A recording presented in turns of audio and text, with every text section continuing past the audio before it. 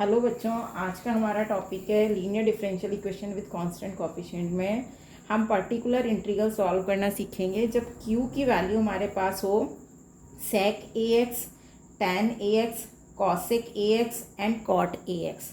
इन सभी के लिए हम एक ही मेथड यूज़ करेंगे। इस मेथड का यूज़ हम एक्सपोनेंशियल फंक्शन के लिए भी कर सकते हैं।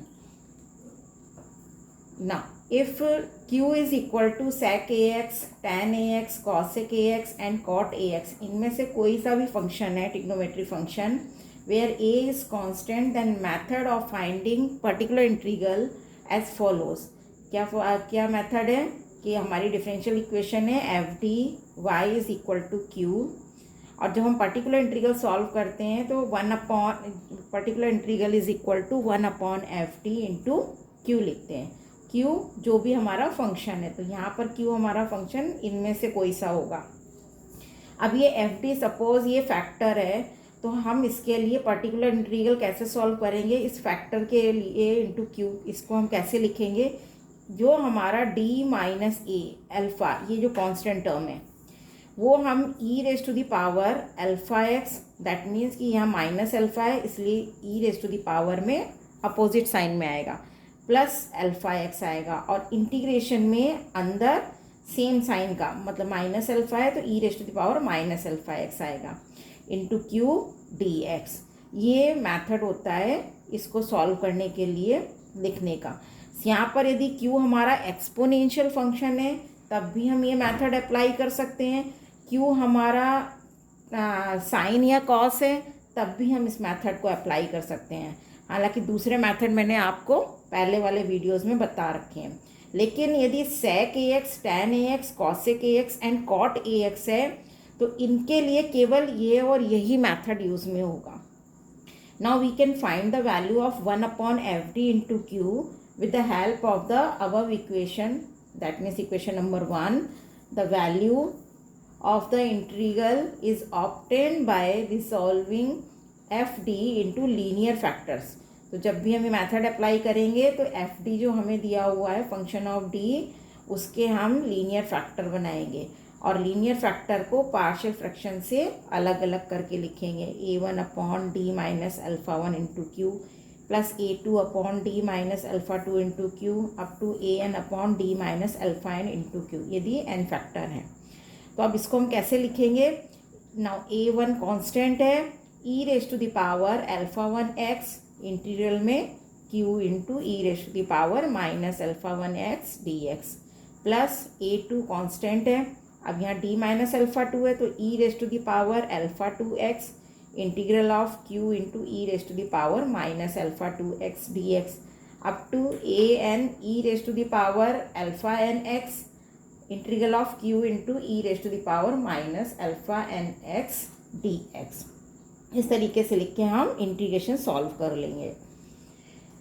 ना इस एग्जाम्पल से आपको ये मेथड बिल्कुल क्लियर हो जाएगा। एग्जाम्पल है हमारा solve D square plus A square into Y is equal to sec A X. अब यहाँ पर हमारे पास q क्या है, सेक ए एक्स है। यहाँ आपके पास tan ए एक्स भी हो सकता है, कॉसेक ए एक्स भी हो सकता है, कॉट ए एक्स भी हो सकता है, कोई सा ही फंक्शन हो सकता है। आप सारे फंक्शन एक एक बार रख के और इसी मेथड को अप्लाई करके सॉल्व करके देखिएगा। ना सेक ए एक्स के लिए मैं आपको बता रही हूँ, सबसे पहले हम इसकी ऑक्सिलरी इक्वेशन लिखेंगे। Now auxiliary equation will be m square plus a square is equal to 0.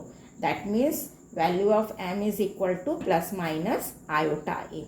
अब ये कॉम्प्लेक्स रूट आया है इसलिए हमारा कॉम्प्लीमेंट्री फंक्शन क्या बनेगा, बिकॉज यहाँ पे रियल पार्ट 0 है इसलिए e raise to the power 0x bracket में c1 cos ax plus c2 sin ax, ये कॉम्प्लीमेंट्री फंक्शन हो गया।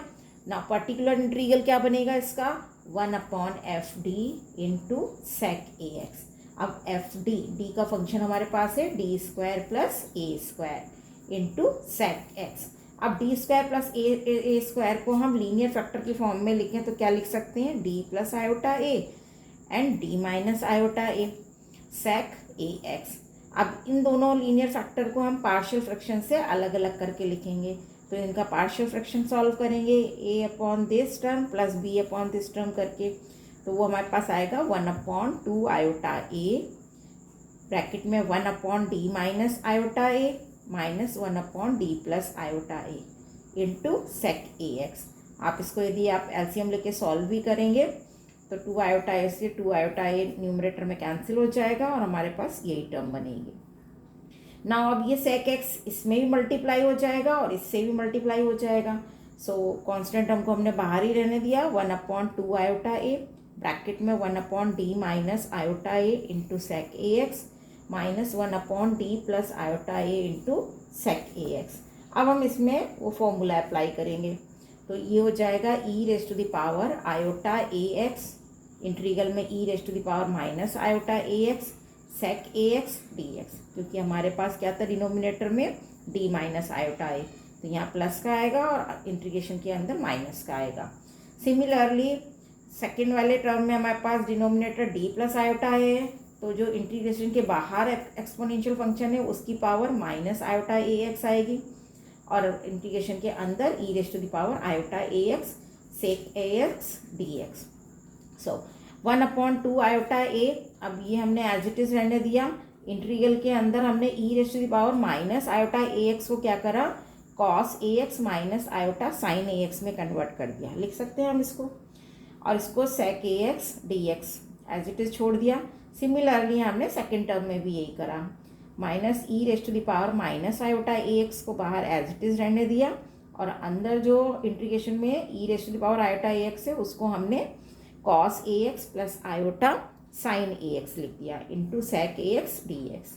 अब हम क्या करेंगे, सेक ए एक्स को इसमें मल्टीप्लाई करेंगे, तो जब सेक A x cos A x से मल्टीप्लाई होगा तो 1 होएगा, 1 बचेगा, यानी इंटीग्रेशन में डी एक्स आएगा, माइनस आयोटा ये सेक A x sign A x से मल्टीप्लाई होगा तो sign A x upon cos A x यानी टैन ए एक्स बन जाएगा।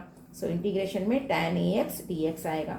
सिमिलरली सेकेंड टर्म में भी फर्स्ट टर्म डी एक्स और second term tan A x बनेगी और बीच में साइन प्लस साइन होगा।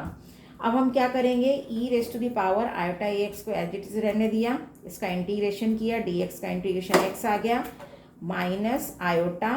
अब टैन ए एक्स का इंटीग्रेशन, टैन ए एक्स का इंटीग्रेशन क्या होता है, 1/a log of cos A x minus का, और यदि हम सेक में लिखेंगे तो प्लस का आएगा, तो हमने कॉस ए एक्स लिखा है तो माइनस माइनस प्लस हो जाएगा, iota upon A log of cos A x minus E raise to the power minus iota A X, इसका इंटीग्रेशन एक्स हो गया और इसका इंटीग्रेशन वापस हमने लिखा तो minus iota by A log of cos A x.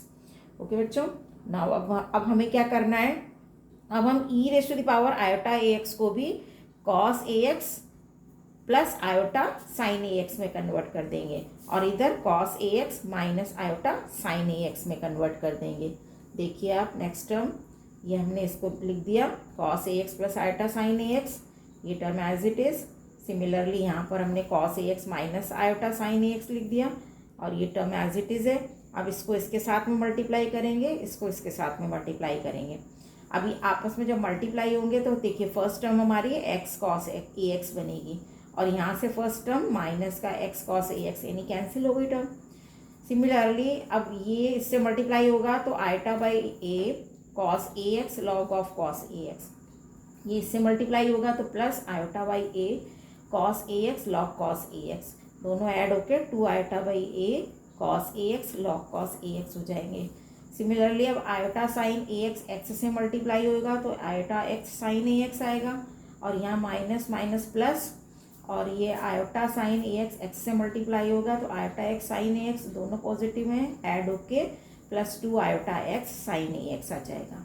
Similarly जब इसको हम इससे मल्टीप्लाई करेंगे तो आयोटा स्क्वायर यानी -1 upon a sine A x log of cos A x बनेगा माइनस का, और इधर माइनस माइनस प्लस हो गया, प्लस इससे मल्टीप्लाई होगा माइनस आएगा, आयोटा स्क्वायर -1 यानी प्लस हो जाएगा 1/a sign A x log cos A x, तो प्लस और माइनस होने की वजह से दोनों टर्म कैंसिल हो जाएंगी, तो हमारे पास केवल ये टर्म बचेगी। अब इसमें भी आप देखिए दोनों टर्म में से 2 आयोटा कॉमन आ रहा है और वो डिनोमिनेटर में 2 आयोटा से कैंसिल हो जाएगा, तो और a को भी हम बाहर ले लें तो 1/a स्क्वायर या इसको मल्टीप्लाई कर लें, 1/a² cos ax log of cos ax, और यहाँ x/a sin ax बचेगा। तो ये हमारा पर्टिकुलर इंटीग्रल आ गया। Therefore the general solution is y is equal to complementary function plus particular integral. अब कॉम्प्लीमेंट्री फंक्शन क्या था, c1 cos ax plus c2 sin ax, इसकी वैल्यू तो 1 हो जाएगी, plus particular integral 1/a² cos ax log of cos ax plus x/a sin ax। Now this is the answer. I think आपको ये method समझ में आ गया होगा। अब आप इसी क्वेश्चन में sec ax की जगह cot ax लीजिए, उसको सॉल्व करिए, tan ax लीजिए, उसको सॉल्व करिए, cosec ax लीजिए, उसको सॉल्व करिए, तो उससे आपकी प्रैक्टिस भी हो जाएगी। Now thank you. और यदि कोई डाउट है तो आप उसको कमेंट में लिख दीजिए। हमारा ये टॉपिक कंप्लीट हो गया है। नेक्स्ट वीडियो में नया टॉपिक स्टार्ट करेंगे।